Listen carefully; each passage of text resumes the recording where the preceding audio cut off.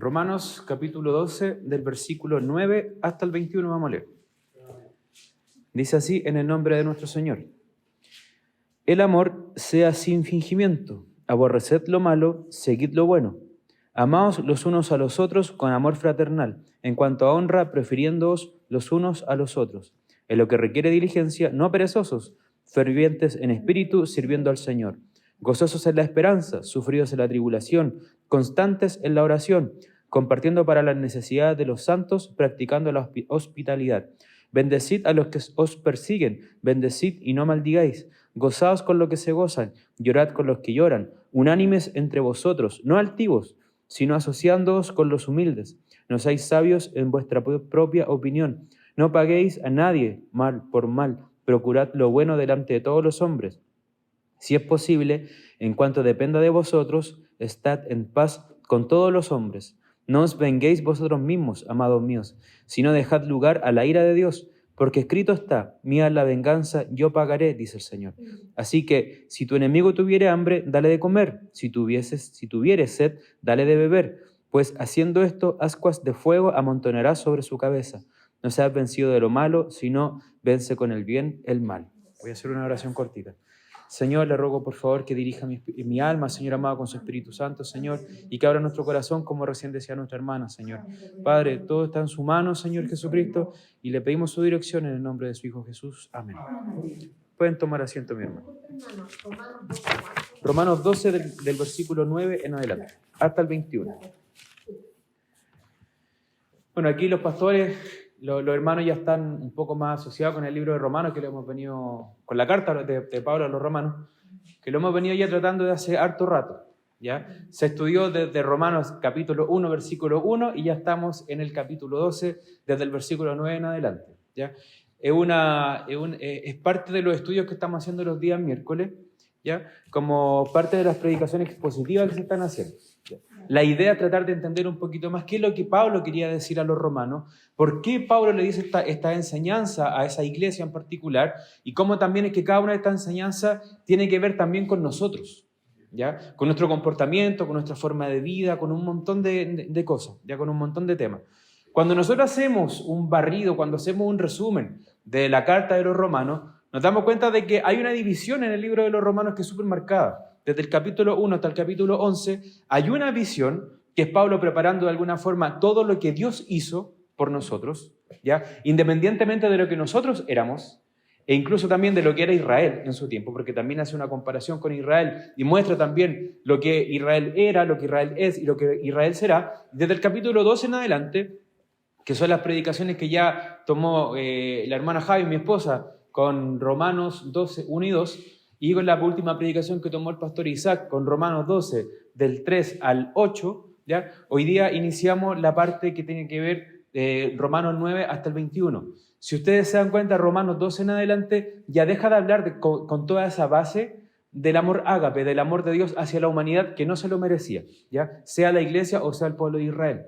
Desde Romanos 12 en adelante, cuando usted en Romanos 12 lee, por ejemplo, desde el 1 en adelante, dice: así que hermanos, os ruego por la misericordia de Dios que presentéis vuestros cuerpos en sacrificio vivo. Cuando el Pablo dice así que, quiere decir de que todo el argumento que Pablo dio desde Romanos 1 hasta el capítulo 11 concluyen en esto. Así que hermanos, os ruego. Después de toda esta introducción que les di, después de toda esta justificación que les entrego, después de toda esta explicación detallada, una teología prácticamente que Pablo le estaba entregando a los romanos, ahora yo les ruego a ustedes. Así que por esto, todas estas razones, yo les ruego a ustedes que se presenten, ¿ya?, delante de Dios. No voy a abordar ese mensaje porque ya se abordó la vez anterior, o sea, hace 2 sermones anteriores. Ahora nos compete versículo 9, en donde dice... Vamos a leer desde el 9 en adelante. Dice: el amor sea sin fingimiento, aborreced lo malo, seguid lo bueno. Lo que vamos a leer el día de hoy también está dividido en 2 partes, ¿ya? Cuando nosotros estamos leyendo todo el texto que acabamos de leer, del 9 al 21, hay una leve diferencia también del foco que Pablo le está dando a lo que quiere exponer, ¿ya? Si ustedes leen, por ejemplo, del 9 al 13, habla básicamente del amor, ¿ya? Del amor nuestro hacia los hermanos, de cómo nosotros debiésemos comportarnos, ¿Ya? Del 14 hasta el 21 habla como otro tema, pero ahí lo vamos a ir abordando un poquito más detenidamente. Dice, el amor sea sin fingimiento, aborreced lo malo, seguid lo bueno. Si ustedes se dan cuenta, el consejo que está dando Pablo no lo dice solamente como consejo, sino que Pablo aquí lo está dando como un imperativo. Todas las cosas que aparecen acá en Romanos 12 las da de forma imperativa. ¿Qué quiere decir eso? Que es un mandamiento. Sí, amén. ¿Ya? No es simplemente un consejo, no es que Pablo dice, el amor sea sin fingimiento, aborrecer lo malo, sigan lo bueno. Dice, si quieren, sigan lo bueno. Si quieren, practiquen el amor. Si quieren, aborrezcan lo malo. No. O sea, nosotros debemos aborrecer lo malo. Debemos aborrecer lo incorrecto. ¿Ya? Por eso es que Pablo aquí dice, el amor sea sin fingimiento. ¿Se ha dado cuenta que no hay nada más feo, por así decirlo, que un amor fingido? Que un amor hipócrita. Que un amor que a lo mejor yo le digo a la iglesia, hermano, un abrazo, y después por la espalda lo estoy pelando, ¿cierto? O hablo mal del hermano, o incluso fuera de la iglesia. Si fuese así en el trabajo, si fuese así en la familia, cualquier tipo de amor fingido es feo, ¿ya? Es algo incorrecto, y más aún que nosotros somos hijos del Señor, ¿cierto? Y Dios es amor. O sea, nosotros no podemos vivir a un Dios de amor con un Dios fingido, con un Dios con un amor hipócrita, ¿cierto? Entonces, por eso es que Pablo exhorta aquí a los romanos y Pablo también nos exhorta a nosotros al momento de decir, el amor sea sin fingimiento. Yo no puedo simplemente quedarme puedo decir, es que esta es mi forma de ser, ¿cierto? A lo mejor yo no soy tan de piel, yo no soy aquí, yo no soy allá. Está bien. Aquí Pablo no nos está diciendo que seamos todos de la misma manera, ¿cierto? Que seamos máquinas, que saquemos quizás nuestro carácter, nuestra forma de ser. Pablo no está diciendo esto. Ya Pablo está diciendo otra cosa que lo vamos a ir tratando más adelante. Nuevamente leo, el amor sea sin fingimiento, aborrezcan lo malo, sigan lo bueno, amaos los unos a los otros con amor fraternal, en cuanto a honra, prefiriéndoos los unos a los otros. Si ustedes se dan cuenta, cuando nosotros podemos hacer como un paralelo con la carta de Pablo a los Corintios, Pablo expuso todos los dones del Señor. O expuso un listado de dones que el Señor entrega a su iglesia, ¿cierto? Y nosotros sabemos que hay dones de profecía, ¿cierto? Dones de enseñanza, dones de servicio, dones de misericordia, dones de lengua, etcétera, etcétera, etcétera. Pero Pablo, ¿cuál es el don primario que expone sobre todos estos dones? Es el don del amor. Es el amor. ¿Qué saco yo? Aquí Pablo lo puede complementar de alguna forma. Si nosotros tomamos las enseñanzas que nos entrega Corintios con la enseñanza que nos entrega Romanos, nosotros pudiésemos llegar a la conclusión y decir, ¿qué sacamos profetizando? ¿Qué sacamos hablando en lengua? ¿Qué sacamos saltando? ¿Qué sacamos profetizando? Si no hay amor.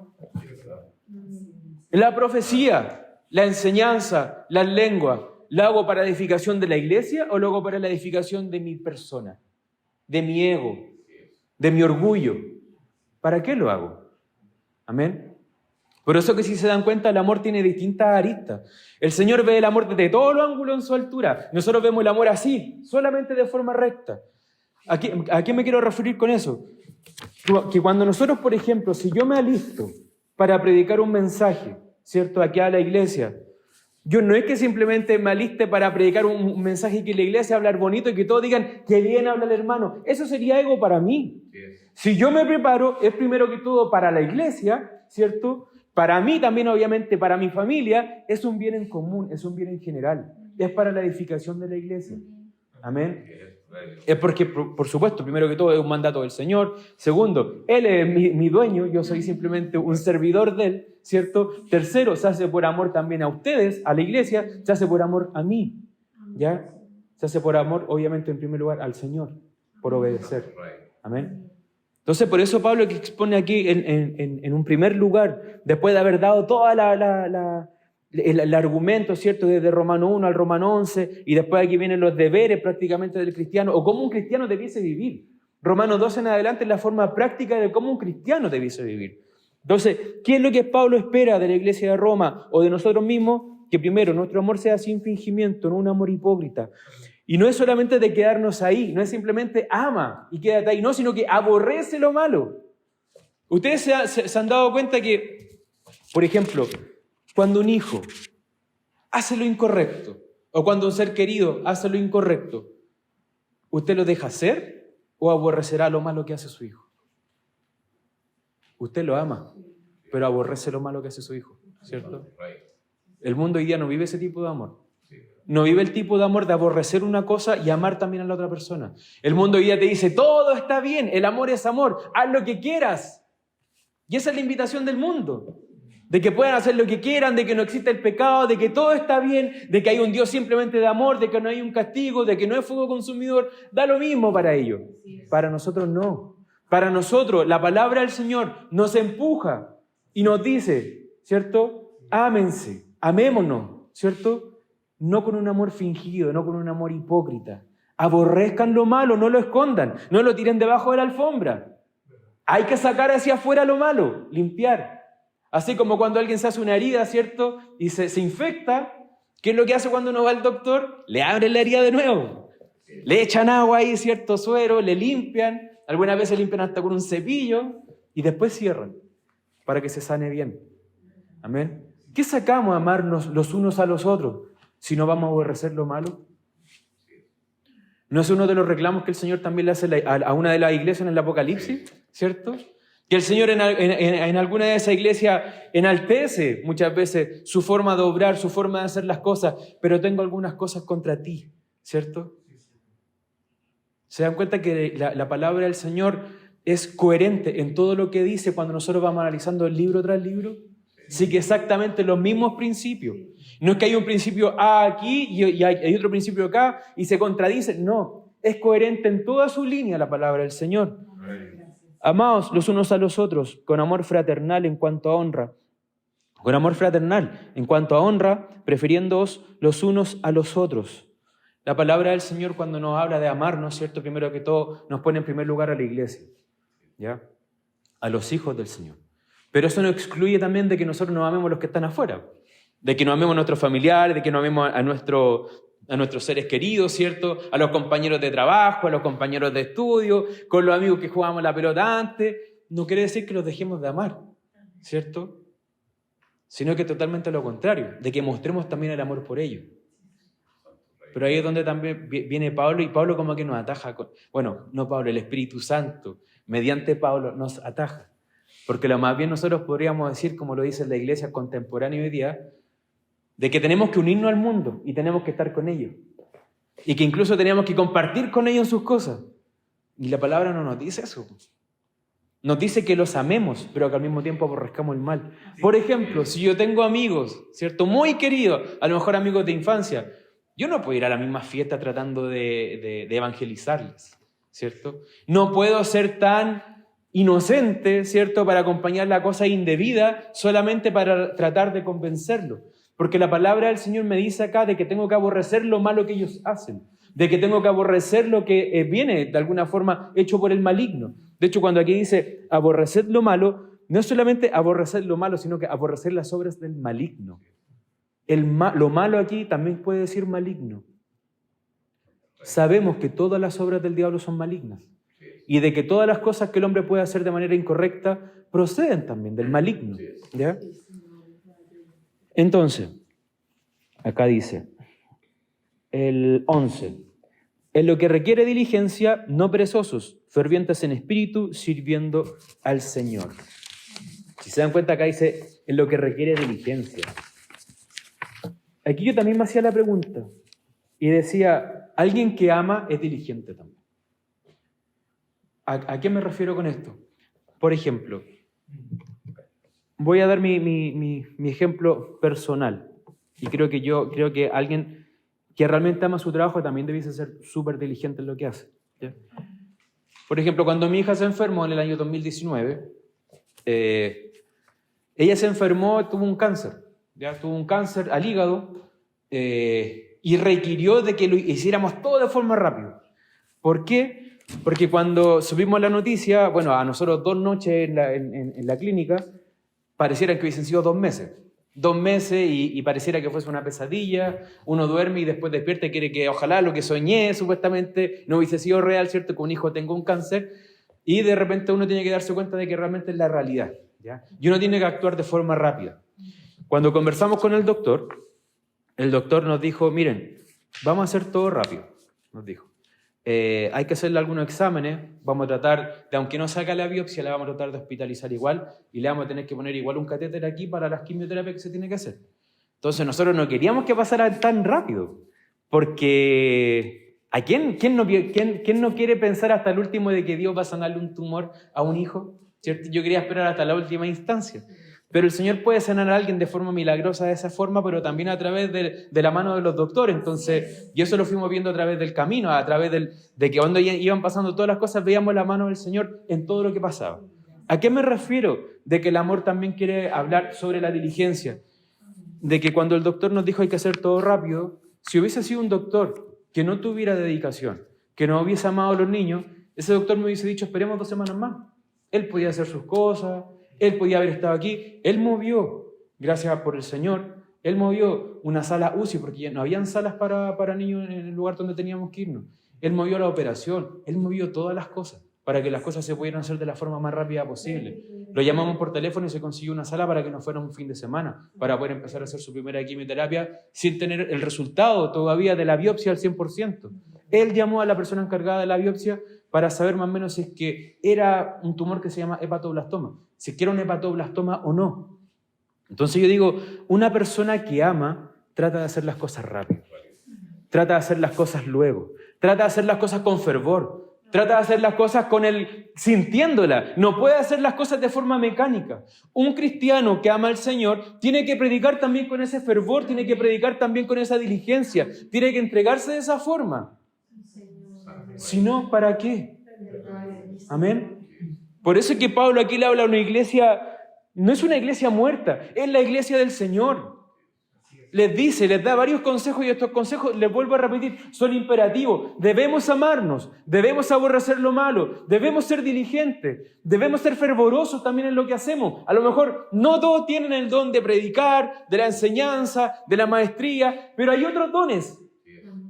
Otros dones. Yo ahora estaba sentado y decía, sería bueno, como idea lo pensaba, y que sería bueno de repente cuando los hermanos tienen que predicar, que ese día, el miércoles, todos oraran por su hermano que tiene que predicar. Porque así el Señor le da herramientas también al hermano que se pone muy nervioso o al hermano que de repente lo sabe, ¿cierto? Pero se le olvida quizá algún dato, ¿cierto? Que haya un ejército detrás orando ese día por el hermano que tiene que predicar. Amén. Eso es ser diligente, ¿cierto? Eso es tratar de hacer las cosas rápido. Eso es tratar de hacer las cosas a tiempo. Amén. Ahora, ¿cuál es la contraposición de esto? Dice, en lo que requiere diligencia, no perezosos. La palabra del Señor, nosotros no tenemos... Hasta el mundo odia a los perezosos, ¿cierto? O en algunas ocasiones lo he hablado, de cierto son chistosos. Pero los perezosos, de verdad que nos sirven para mucho. De hecho, la palabra del Señor, mira, aquí yo tenía alguna. Dice, tengo aquí también los apuntes. Dice, sobre el perezoso y su comportamiento hay una extensa enseñanza en Proverbios. El perezoso no comienza nunca nada. Eso está en Proverbios 6, del 9 al 10. Teniendo siempre a mano razones que justifican su desidia. Si inicia algo, es difícil que lo termine, porque cualquier esfuerzo es demasiado grande para él, hasta el punto de dejar que se estropee su comida. Y aquí viene un proverbio, dice, el indolente ni aún asará lo que ha cazado, pero haber precioso del hombre es la diligencia. El espíritu del vago llega al extremo de no comer por indolencia. El perezoso mete su mano en el plato y ni aún a su boca la llevará. O sea, pareciera que fuera parte de la ironía y del humor de Dios, pero hay gente muy floja, pues, hermano. Hay gente que... Y esto yo lo llevo al plano espiritual también, porque podemos decir, hay gente que es trabajólica en el mundo, hay gente que es trabajólica, hay gente que hace muchas cosas, ¿cierto? Y por otro lado, tenemos gente que en el mundo también no hace nada, ¿cierto? Que se conforma, que es mediocre, que no quiere crecer, ¿cierto? Que no le interesa su vida, que no le interesa su familia. Dentro del plano espiritual pasa exactamente lo mismo, ¿ya? Por eso que es importante saber y tratar de ser diligente con las cosas del Señor también. No es simplemente, claro, yo me convierto y me siento en una banca y estoy 10 años sentado en una banca. Eso no es correcto. Amén. ¿Qué es lo que quiere el Señor? El Señor quiere obreros, quiere trabajadores, Quiere personas diligentes, quiere personas fervorosas. No quiere personas que simplemente se sientan en una banca. Ese es el primer llamado y el más básico. Ven, ¿cierto? Ven al Señor, sí. Empieza a hacer una relación con Él, exactamente. Congrégate con tus hermanos, por supuesto. Alaba al Señor juntamente con todo lo demás, exacto, es lo que tienes que hacer. Pero eso no es lo único. Hay que contribuir. Es fácil, no me acuerdo cómo, no sé si lo decía el pastor Isaac o el pastor Jerónimo. Decía, es fácil, ¿cierto? Que un hermano se prepare, ¿cierto? Que lea, que estudie y que el otro simplemente se sienta allá y diga, yo no tengo el don. Fácil, fácil. Cuando ustedes no conocen la persona que está atrás del púlpito predicando, si esa persona le gusta leer, si esa persona es de estudio, si esa persona es tímida o no es tímida, no tienen ni idea. Pero es el Señor, si uno se dispone en las manos del Señor, es el Señor quien puede cambiar esas actitudes. Es el Señor quien puede enriquecer la personalidad del hermano que se para adelante.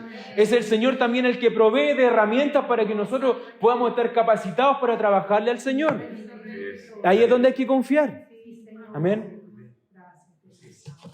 Yo no me pongo como el caso a lo mejor de lo que estoy diciendo acá, pero yo sé que hay gente que le da pavor el pararse adelante, que le da mucha vergüenza, pero eso es la iglesia, pues, hermano. Aquí no estamos para burlarnos de nadie, aquí estamos para crecer y edificarnos. Aquí estamos para apoyarnos, aquí estamos por si un hermano se para aquí adelante el día de mañana en el temor del Señor y predica 5 minutos, es un devocional, 10 minutos, va a ser para la gloria del Señor y para la edificación de la iglesia. Amén. Santo Rey. Para eso estamos, somos iglesia, no somos una corporación, no somos una empresa, en donde lo que se paran adelante son los gerentes, ¿cierto? Y son las personas más educadas. No, somos el cuerpo de Cristo. Amén. En donde todos nos tenemos que edificar. Tengo harta más del perezoso. Dice, el perezoso no trabaja en nada. Perdón, es que me quedó un poco largo. El perezoso no trabaja en nada para la cual crea sus propias excusas. Dice el perezoso, el león está afuera, seré muerto en la calle. O sea, se inventa un león afuera para no salir a trabajar, por hermano. Además no admite consejo alguno porque se cree un sabio en su propia opinión. El perezoso es más sabio que 7 que sepan aconsejar, dice Proverbios 26:16. Quien es perezoso no se esfuerza en nada. El perezoso no hará a causa del invierno. O sea, la excusa es la lluvia, la excusa es el león, la excusa es que no quiere hacer nada. Piensa de repente y sueña mucho, pero al final no concreta nunca nada. Siempre es el día de mañana y nunca empieza. O sea, es alguien realmente que no ve más allá. Y ahí es donde nosotros tenemos que tener cuidado. Porque muchas veces cuando nos detenemos, muchas veces cuando tenemos miedo, podemos transformarnos también en un perezoso. Amén. Y el Señor no quiere perezosos, hermano.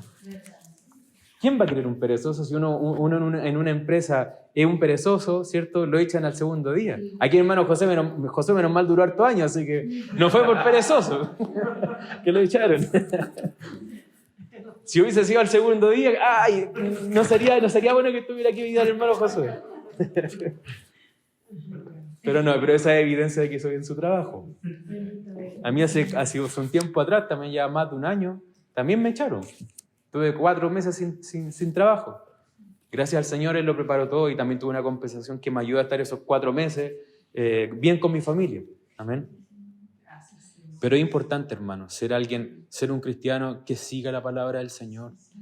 Seguimos, dice, fervientes en espíritu sirviendo al Señor. No, 12. Gozosos en la esperanza, sufridos en la tribulación, constantes en la oración. Aquí vamos a ir a los otros apuntes que tengo acá.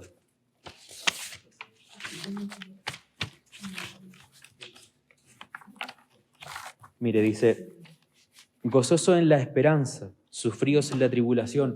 A mí me encantan los contrastes que presenta Pablo aquí. Habla de esperanza y habla de tribulación.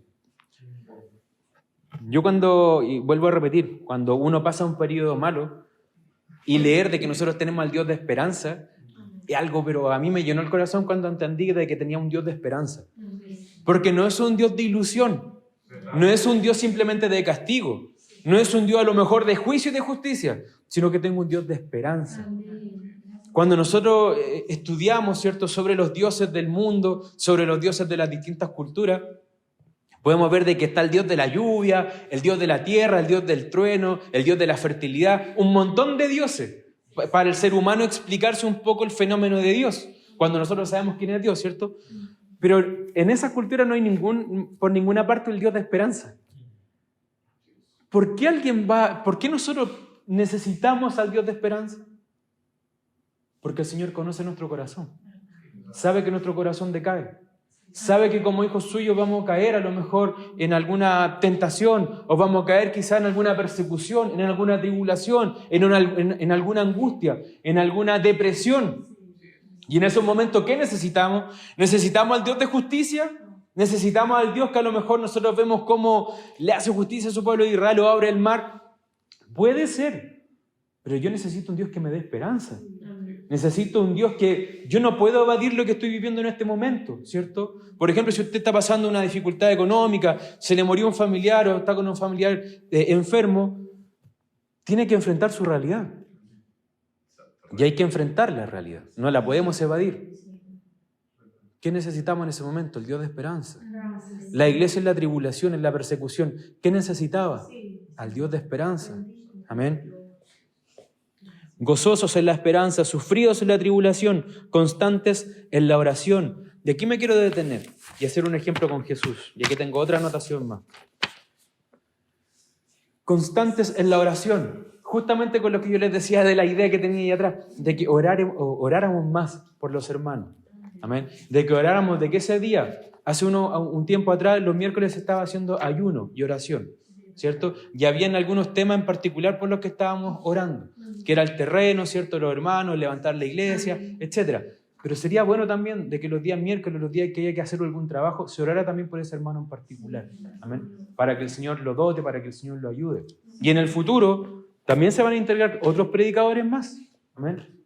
De hecho, como infidencia, dentro de los servicios también de varones que hacemos los días lunes a través de Zoom, también se le va a dar oportunidad a algunos hermanos para que prediquen, para que coordinen, para que se preparen. Amén. Porque la iglesia tiene que trabajar y tenemos todos que contribuir en el crecimiento de la obra del Señor.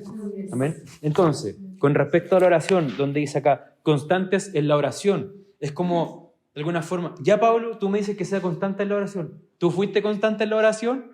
Cuando leemos a Pablo, era muy constante en la oración, ¿cierto? Y es decir, ay, te vamos a copiar a ti nomás, Pablo, porque tú eras constante en la oración. Y Pablo me diría, no, porque Cristo era constante en la oración. Porque Cristo, siendo el Hijo de Dios, oraba constantemente. Y aquí yo quiero dar un listado del ejemplo de Jesús con respecto a la oración. Primero, Jesucristo oraba en gratitud y oraba también en angustia. Eso lo podemos ver en Juan 11:41. Jesús oró en la cruz. ¿Amén? Eso en Salmos 22:1. Entregaba su vida en oración. Lucas 23:46. Cristo oró con insistencia y pasó toda la noche orando. Lucas 6:12. El Señor buscaba tiempo tranquilo para orar. Mientras algunos aún dormían, Él se levantaba temprano. Cuando el día aún no había comenzado y buscando un lugar aislado oraba. Eso en Marcos 1:35. Iba con frecuencia a lugares solitarios para orar. Lucas 5:16. El Señor oraba en los momentos decisivos. Su ministerio comienza rodeado de oración. Cuando nosotros tenemos que empezar un ministerio, cuando tenemos que empezar una predicación, cuando tenemos que salir a predicar a la calle, cuando haya que hacer cualquier cosa, cuando encontramos un nuevo trabajo, lo ponemos en las manos del Señor, oramos constantemente en eso. Eso es lo que debemos hacer. La hermana Cristina delante decía sobre lo que le había pasado en el estacionamiento. Hay un predicador que habla sobre este mismo pasaje, no recuerdo el nombre del predicador, pero de la iglesia de Querétaro, de México, algo así, Semilla de Mostaza de Querétaro, creo. Y él dice que es fácil en las mañanas también, cuando la gente anda alterada, alterarse también con lo que están manejando, ¿cierto? Si alguien me toca la bocina, yo toco la bocina. Si alguien me dice algo, yo digo algo. Si alguien acelera, yo acelero. Y si alguien se me mete en la fila, voy a tratar después yo de meterme en la fila, ¿cierto? Y él dice, ¿por qué nosotros no tenemos una actitud como Cristo? Cuando Pablo nos dice de que seamos constantes en la oración, no es que en el momento en que yo voy manejando cierro los ojos, ¿cierto? Porque voy a provocar un accidente. Lo que tengo que hacer es orar por el alterado que vaya al lado. El Señor me está dando en ese momento un motivo de orar por ese que va acelerado. El Señor me da un motivo para orar por ese que está alterado. No sabemos la condición de ese hombre. No sabemos. ¿Está angustiado? No lo sabemos. ¿Estás en Cristo? Probablemente. ¿Tiene un hijo enfermo? No lo sabemos. ¿Quedó sin trabajo? Tampoco. ¿Su señora lo dejó y tiene 1000 problemas? Tampoco lo sabemos. ¿Necesita oración? Por supuesto. ¿Quién más va a orar por él? Si no nosotros. ¿Quién más lo va a hacer? ¿Quiénes son los hijos del Señor? ¿Quiénes son los que tienen que estar constantemente en oración? ¿Ellos o nosotros? Somos nosotros. El Señor oraba en los momentos decisivos, Lucas 3:21. El Señor oraba cuando tenía que tomar una decisión importante, como era la elección de los 12 discípulos, Lucas 6, del 2 al 13. Cuando tenía delante el final del ministerio con cuanto suponía la cruz, Jesús oraba. Lucas 9, 28 al 29. En el momento crucial de la agonía, oró intensa y largamente, Lucas 22, 42. Oraba con gran clamor y lágrimas. Al final de la experiencia del abandono de la cruz también oraba, Mateo 27, 46. Jesús oraba conforme a la voluntad de Dios, como él mismo afirma en la resurrección de Lázaro, en Juan 11, 41, 42. Oraba también confiada, pero insistentemente como ejemplo, la oración en Getsemaní.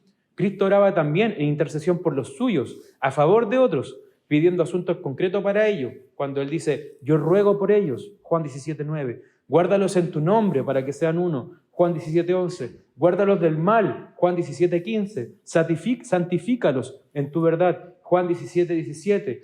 Recuerdo también cuando a Pedro le dice, Satanás pidió por ti, pero yo oré por ti. También oró por él. O sea, es alguien que oraba constantemente. Y oraba también hacia el futuro. Él sabía lo que podía pasar, ¿cierto? Él sabía el plano espiritual también que se presentaba, pero él había orado. Amén. Hoy oramos también por nuestros hijos cuando sean grandes. Oramos por el día de mañana. Oramos cuando el Señor nos dé nuestra iglesia, cuando nos aprueben el proyecto de los arquitectos. Oramos por el mañana. Oramos para cuando nos enfermemos, porque de cierto nos vamos a enfermar cuando pasen los años. Oramos por nuestra esposa cuando esté enferma, cuando yo esté enfermo. Hay hartas cosas por qué orar, hermano. Su oración se extendía a todos los creyentes. El Señor decía, no solo por estos, sino también por los que han de creer en mí, por la palabra de ellos, nosotros. Oró por nosotros. Juan 17, 20. El mismo Señor pronunció una parábola para enseñar a los suyos la necesidad de orar siempre sin desmayar. Entonces cuando Pablo nos dice, Romanos, iglesia, constantes en la oración, no era simplemente que nos diera un consejo de porque a él le gustaba orar, teníamos que orar. Era un consejo porque seguía las pisadas del Maestro. Y las pisadas del Maestro eran una dependencia total de la gracia del Señor en una constante oración. Amén. Se dan cuenta que todo lo que hemos visto hasta acá, del 9 hasta el 12, miren, hemos visto simplemente tres versículos, o 4, 9, 10, 11, 4. Siempre calculo mal de esa manera. Se dan cuenta que nos da tanta profundidad el Señor en lo que tenemos que hacer, cómo debemos vivir, cómo debemos actuar. O sea, le hablé sobre el amor, aborrecer, ¿cierto? El ser fervientes, el tratar de obedecer al Señor, el no ser perezoso, el gozarnos en la esperanza, el sufrir obviamente la tribulación, el ser constante en la oración. Y ahora el 13 en adelante dice, compartiendo para las necesidades de los santos, practicando la hospitalidad. Creo que se me va a hacer un poco largo versículo por versículo, pero tratar de ir un poquito más rápido. Dice, nuevamente, compartiendo las necesidades de los santos, practicando la hospitalidad. Recuerden que aquí Pablo también puede tener un ejemplo de la iglesia primera, ¿cierto?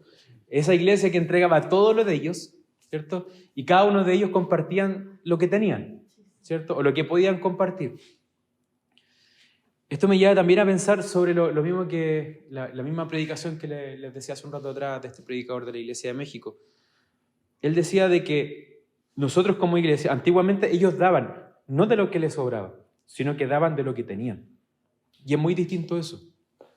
Por ejemplo, si se acerca alguien y me pide plata, ¿cierto? A lo mejor una persona que está en la calle, o incluso un hermano dentro de la iglesia tiene alguna necesidad. Yo busco lo que me sobra, ¿cierto? A lo mejor me sobran, tengo destinado para esto, 2,000 pesos, 5,000 pesos, 10,000 pesos. La primera iglesia daba de lo que ellos tenían. No daban de lo que sobraba. ¿Amén? Si yo doy de lo que me sobra, estoy dando una limosna. Si yo doy de lo mío, estoy compartiendo. Y eso es lo que Pablo me muestra acá. de que la iglesia compartía lo que tenía. Amén. Ahora, igual hay que ir haciendo en paralelo, pero lo vamos a ir viendo un poquito más adelante. Dice, compartiendo para las necesidades, no para los lujos de los santos. ¿Ya?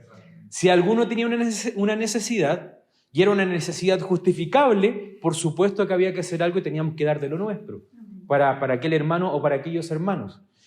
Por eso es que Pablo anteriormente hablaba de los perezosos, ¿cierto? Si vemos que hay un hermano que no trabaja, que no quiere hacer nada, que está estático, que ni siquiera busca trabajo, a ese hermano se le va a reprender.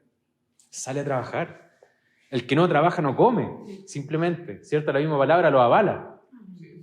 Pero aquí dice para la necesidad de los santos. Si hay algún santo que tiene alguna necesidad, y esto está conectado con el mensaje del día domingo, ¿se acuerdan? ¿Se acuerdan lo que el pastor decía? De que la iglesia debía bendecir al pastor, ¿cierto? Pero de una manera equilibrada, ¿cierto? Y no para los lujos del pastor, sino que para las necesidades del pastor. Y estaba el mismo ejemplo de Pablo, de cuando le pide a Timoteo algo para abrigarse, ¿cierto? Pablo tenía una necesidad y la pidió. La iglesia tenía que haber sido más atenta, ¿cierto? Y haber previsto eso. No sé cómo se dice, pero tenía que haber estado antes, en vez de que Pablo lo pidiera. ¿Amén? Dice, practicando la hospitalidad. Aquí también, antiguamente la hospitalidad era algo diferente a lo de hoy día. ¿Ya? Porque antes acuérdense de que los viajes podían ser por día o por semana. No había el transporte que existe actualmente. Entonces, claro, o sea, podía haber gente que se quedaba en la casa de los hermanos. Hoy es más difícil, puede ser, pero es más difícil. Pero la hospitalidad también sabe cómo se ve. Cuando entra alguien nuevo a la iglesia, ¿cómo usted lo recibe? Amén. ¿Lo va a recibir después de un mes que se congrega o en el primer servicio? ¿Cómo lo recibe? ¿Con una mano? ¿Con un abrazo? ¿De lejito? ¿Quién es ese? ¿Se va solo? ¿Nadie lo saludó? ¿Cuál es nuestra hospitalidad? Amén. Y de hecho aquí dice, ¿dónde me queda? Practicando la hospitalidad. ¿Se dan cuenta de ese detalle? Porque a lo mejor alguno puede decir, pero es que yo no tengo gracia. Yo no tengo gracia, hermano. Yo no tengo eso para llegar a otro. A lo mejor yo no tengo la llegada, yo no sé hablar, yo no sé a lo mejor ser simpático con otro porque tengo una cara así como muy seria, ¿cierto? A lo mejor la gente me rechaza un poco, soy muy fome, o a lo mejor soy muy enojón, muy alterado, cualquier excusa. Pero la palabra del Señor aquí dice, practicando la hospitalidad, practícala. Si no te sale tan fluido, anda y dale la mano, ya avanzaste. Para la próxima pregúntale cómo estás. Practícalo, practícalo. Aquí a la iglesia siempre va a llegar alguien nuevo. Practícalo. ¿Qué es una práctica? Es algo que yo tengo que hacer, ¿cierto?, repetidas veces. Así como un futbolista practica todos los días, un deportista practica como los que están ahora los panamericanos. Practican 4 años, o no sé cuántos años son, pero practican hartos años, para una carrera de un momento, ¿cierto? Para ver si es que lo logran o no lo logran, pero practicaron día a día. De esa misma manera la palabra a nosotros nos invita y nos llama y nos manda a practicar la hospitalidad. Podemos decir que yo soy muy hostil, yo soy pesado. Practica la hospitalidad. No hay excusa. Amén. No hay excusa para el Señor. Bendecid a los que os persiguen, y aquí ya pasamos al otro plano, ya con los enemigos y más allá, ya ampliamos el rango, ya no es solamente con los hermanos. Bendecid a los que os persiguen. Bendecid y no maldigáis. Gozaos con los que se gozan, llorad con los que lloran. Y aquí hay algo que quiero profundizar un poquitito, o sea, pasar por encima, no lo quiero pasar desapercibido. Primero dice, bendigan a los que los persiguen, bendigan y no los maldigan. ¿Ya? Maldecir no quiere decir simplemente decirle un garabato a la gente, ¿ya? Primero que todo. Y tampoco es simplemente enojarse a lo mejor con esa persona porque lo trató mal. Maldecir es maldecir. Es hablar mal de esa persona, que puede ser a través de un chisme, puede ser a través de un juicio de valor precipitado, ¿cierto? A lo mejor yo opino de esa persona de tal manera y hablo mal de él a sus espaldas. Eso el Señor no lo quiere. Y de hecho, el Señor no me está diciendo que no maldiga a un hermano, de que no haga un chisme de un hermano, sino que me dice de mi enemigo. A mi enemigo yo no lo debo chismear. A mi enemigo yo no debo hablar mal de él. Delante de él, a su espalda de él, con otro hermano, con esa intención. Es fácil caer en eso, ¿cierto? Y en específico yo. A mí me carga, por ejemplo, puedo decir la política y todo eso. Y me es muy fácil hablar mal de los políticos. Me es muy fácil hablar mal del presidente. porque no me gusta su política, porque no me gusta la izquierda, porque no me gusta todo lo que tenga que ver también contra la iglesia, ¿cierto? Contra el evangelio, y me es fácil hablar mal de ellos. Y la palabra del Señor con un Pedro, con un Pablo, que me orientan a pedir por ellos. Cuando ellos eran perseguidos, cuando ellos eran asesinados y eran quemados, y ellos, los que eran perseguidos, me dicen a mí, ora por ese presidente que ni siquiera te persigue. Ora por esa autoridad que ni siquiera te ponen enfrente de leones. O sea, ¿cuánto nos queda a nosotros, hermanos, cuando nos comparamos con la palabra del Señor y los grandes hombres de Dios? Dice, seguimos. Por eso no quería profundizar tanto, sino que ir, porque ya me queda la mitad. Dice, gozaos con los que se gozan, llorad con los que lloran. ¿Qué es más fácil? ¿Qué piensan ustedes que es más fácil? ¿Gozarse con los que se gozan o llorar con los que lloran? ¿Gozarse, dice usted? ¿Qué dice usted? ¿Gozarse con los que se gozan o llorar con los que lloran? Ahí lo dejo abierto. ¿Qué piensan ustedes? ¿Gozarse piensa Josué también? El alegrarse es mucho más fácil que el llorar por el prójimo. Amén. Pienso yo que eso. Yo pienso todo lo contrario. Y se lo voy a explicar por qué. Yo creo que es fácil llorar con los que lloran porque es un sentimiento, ¿cómo se puede decir? Empático. ¿A qué me refiero con eso? Por ejemplo, si usted ve una película, el Titanic, ¿cierto? Murió Jack, se hundió. Todos lloran, ¿cierto? Bueno, usted no llora porque usted no tiene sentimiento, hermano, pero... pero todos lloramos por Jack. No, pero la mayoría de las personas lloran por ese tipo de tragedia, ¿ya? Porque, y si uno pasa a un lugar donde ve a alguien llorando, sufriendo, fácilmente puede llorar, más un hijo de Dios. Los hijos de Dios no lloran también por ese tipo de cosas y nosotros debiésemos llorar. Pero gozarse con los que se gozan es difícil, ¿sabe por qué? Porque le toca su carne. Por ejemplo, si usted le está pidiendo hace un año que le aumenten el sueldo en su trabajo y ven que al flojo de al lado, del mismo trabajo, le suben el sueldo, ¿se goza con el que se goza?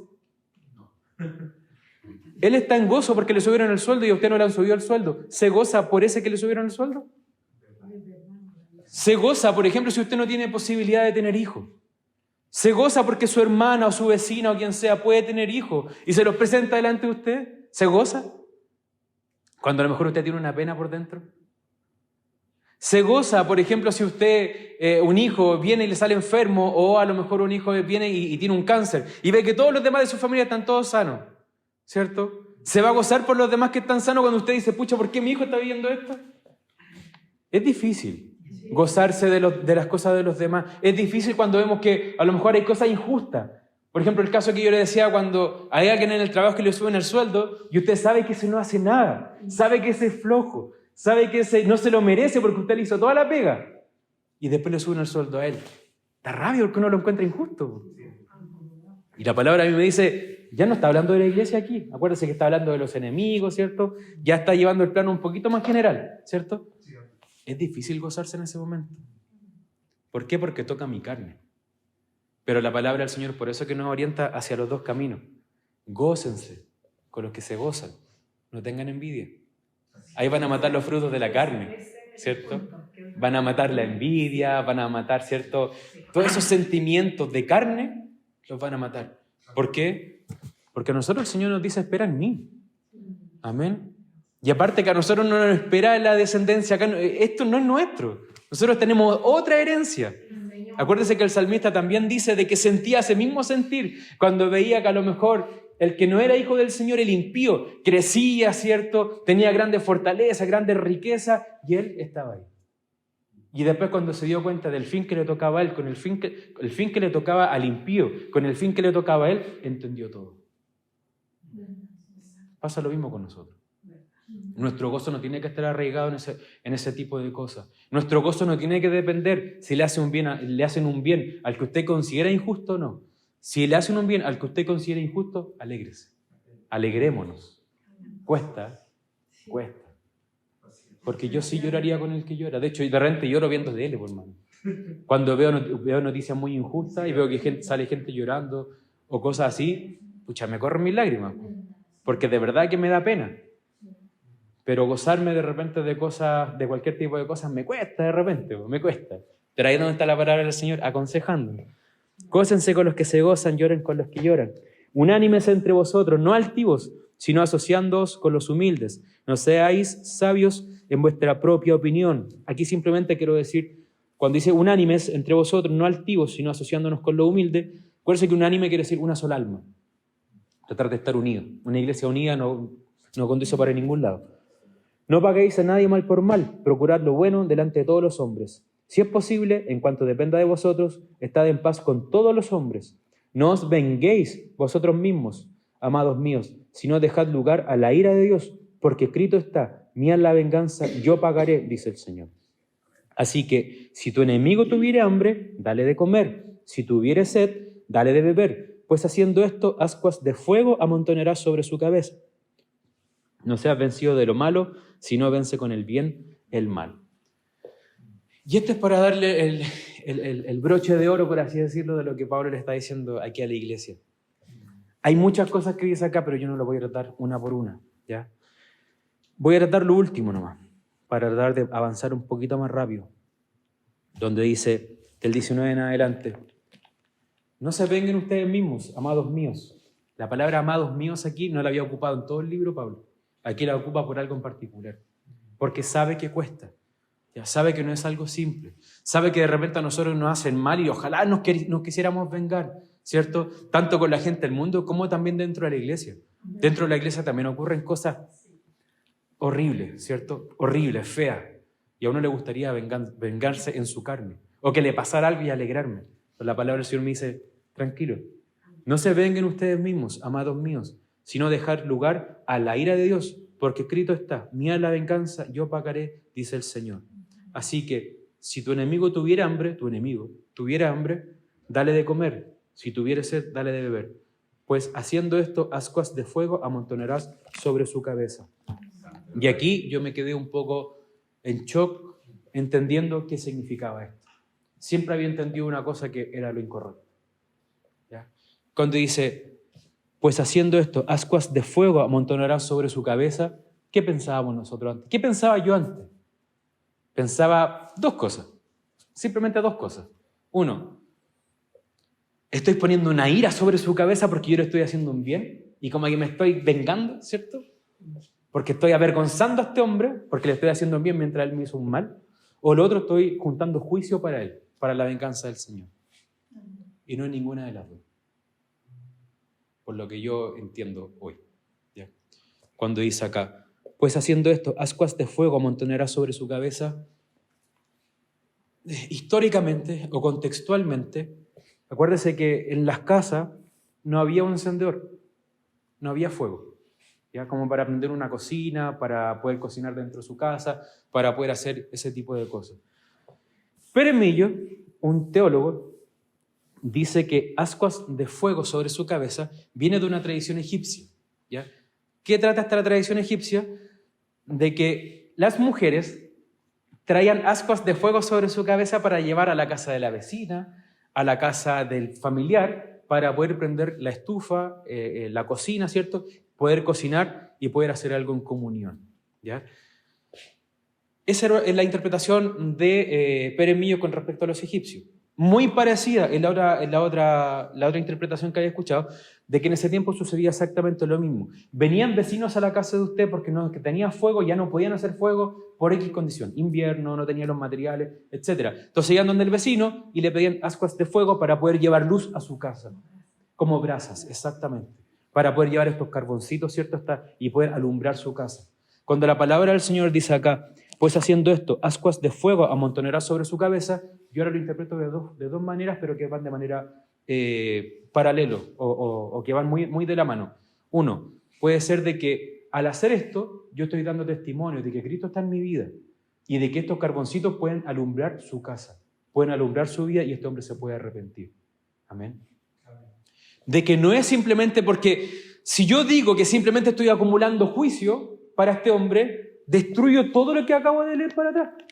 Para atrás me está diciendo el Señor de que tenga compasión con con mis enemigos, ¿cierto? De que los ame, de que le haga bien. Y después acá, en la última parte, Pablo me dice, si tú les das de comer y beber, ascuas de fuego, juicio estás poniendo sobre su cabeza, no tiene nada que ver con el contexto anterior. Sino que de alguna forma Pablo aquí quiere dar a entender de que yo, mediante mi comportamiento y mi forma de vida cristiana, le estoy dando esperanza de vida a ese enemigo. Esperanza de arrepentimiento, esperanza de que pueda convertirse y servir al Señor, esperanza de que pueda alumbrar su vida, su corazón, su hogar, de que pueda comer de alguna forma. Desde el lado espiritual me refiero. No es simplemente que yo acumule juicio para otro. Amén. De hecho, en la palabra del Señor, en ningún lado se me muestra de que mediante mi actuar yo acumule juicio para los otros. Es un pensamiento muy a lo Jonás. Jonás quería el juicio, el castigo para ese pueblo. Jonás se arrancó para que el Señor no lo salvara. Jonás hizo de todo. De hecho, después que el Señor lo salvó, se enojó porque el Señor lo salvó. Se enojó por la calabacera que se le murió de un día para otro. Se enojaba por todo ese hombre. Y ese es el espíritu errante que tiene la iglesia. Piensa que cuando sale a predicar a la calle, piensa que cuando a lo mejor hay algún enemigo y él le hace un bien, de qué juicio está poniéndole sobre los demás. Hermano, no. Nosotros cuando salimos a dejar también lo que hacemos de forma metafórica. Vamos a tirar salvavidas por todos lados. Vamos a tirar salvavidas, vamos a dejar velitas prendidas, ¿cierto? Para que se lleven a su casa y alumbren su casa. Para eso nosotros salimos a predicar a la calle. Para eso nosotros le hacemos un bien a nuestros enemigos. No para acumular juicio sobre ellos. ¿Por qué? Porque somos más justos. Para nada. El Señor nos rescató cuando éramos pecadores, cuando estábamos muertos en delito y pecado. No somos más que a lo mejor el enemigo que podamos tener. Por eso la palabra del Señor nos empuja a servir, nos empuja a entregarle también la bondad y la misericordia a nuestros enemigos. Amén. Por eso les digo, una interpretación puede ser de que estas ascuas de fuego contextualmente querían decir, sí, eso que tú estás entregando son pequeños carboncitos que pueden encenderse para que se lleven a su casa. Segundo, puede ser también referente a la vergüenza también, de que a lo mejor el actuar que tú estás haciendo le va a dar vergüenza a esa persona y esa vergüenza va a conducir también a un arrepentimiento. Ese es el fin del cristiano. Tenemos un ejemplo súper claro. La Biblia presenta también, no es una vergüenza, pero sí es una culpabilidad. Acuérdase que tanto Pedro como Judas traicionaron al Señor. En uno, la culpabilidad lo llevó a matarse. Al otro, la culpabilidad lo llevó a arrepentirse. Cuando nosotros hacemos un bien al otro, es para que la culpabilidad que tenga esa persona no caiga en juicio y se sienta pésimo y muera, ¿cierto? Y se mate. Sino que es precisamente lo contrario. Es brindarle esperanza a ese hombre para que se dé cuenta de que Cristo vive en mí y de que Él también se puede arrepentir. Amén. Y de hecho, ¿qué sabemos nosotros si esa es la justicia de Dios? Amén. Transformarlo, salvarlo, ¿cierto? O la justicia de Dios siempre tiene que ver con la condenación. Amén. Entonces, así que si tu enemigo tuviere hambre, dale de comer. Si tuviere sed, dale de beber. Pues haciendo esto, ascuas de fuego amontonará sobre su cabeza. No seas vencido de lo malo, sino vence con el bien el mal. Este es lo último que Pablo nos dice a nosotros. Luchemos. No seamos vencidos por el mal. Y tampoco quedémonos estáticos, no haciendo nada. Sino que todo lo contrario. Hagamos el bien para vencer el mal. Amén. Ahora usted me dice, ya, ¿y cómo hago todo esto? ¿Cómo es que hago todo esto? Escuche el sermón de Romanos 12, 1, 2. Transformaos. Todos los días hay que meditar en la palabra del Señor. Todos los días me tengo que transformar, pensar en ella. Si usted se queda pegado en su carne, esto de amar a los enemigos le va a durar un día. Esto de ser constante en la oración le va a durar una mañana. Seamos a lo mejor positivos, le va a durar una semana, no más. Si no nos transformamos, no vamos a lograr nada. Amén. Para poder hacer todo esto, leamos desde el Romanos 12, 1 y 2 en adelante, y para poder hacer lo de Romanos 1 y 2, tiene que leer de Romanos 1 al 11 para atrás nuevamente de nuevo, para entender la gracia del Señor y el amor ágape de Dios hacia nosotros. ¿Qué es el amor ágape? Ese amor incondicional que Dios tiene por nosotros. Así que hermano, esta es la palabra del Señor, espero que haya sido de edificación y que el Señor les bendiga.